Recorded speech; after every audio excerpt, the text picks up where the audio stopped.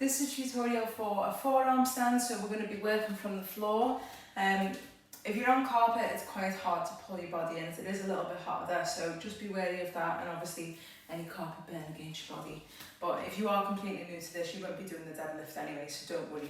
So I'm going to show you two versions of this move. First version is the hardest version, because I want you to always try for that and see how much strength you've got. Second version is the easier version. So let's just go through a couple of things first.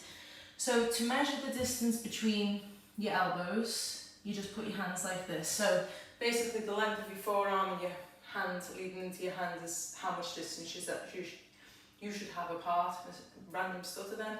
So down like that, and then interlace your fingers around the pole just like this. And it doesn't matter whether it's on static or spin.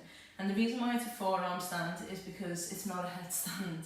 So your head will come in contact with the floor, that's absolutely fine, but you don't rest all your weight into it.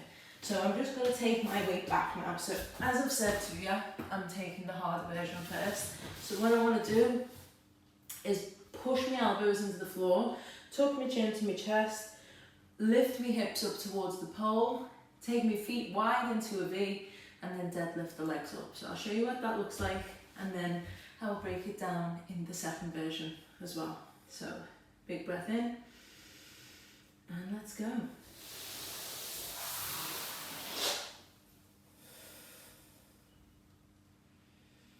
then from there you might want to take a little split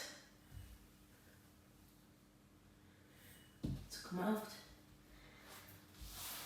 to set yourself up. And that's all there is to that forearm stand from the pull in.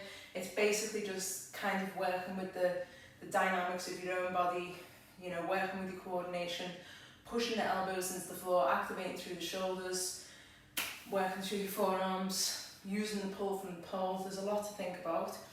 So a way to break it down for you to start thinking about those things is, as we've just said, you'll just get used to that after a while, but whilst you're still learning, just measure that all the time, because you don't want to be too wide or too narrow, because that can hinder the whole movement. So what I want to do from there is I'm going to tuck my toes under.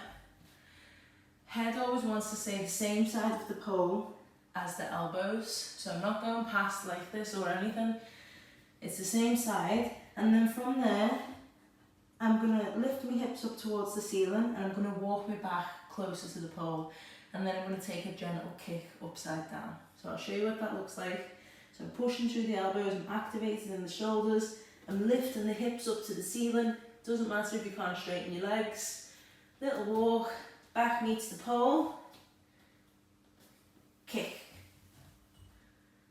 And then if you feel okay, you can start pushing that weight a little bit more into your arms. And you can take the foot round. And if you want to, you can take a V from there and down. And sit yourself up. So that's a nice little pose just to start building the strength in your upper body for more different variations of dismounts and stuff.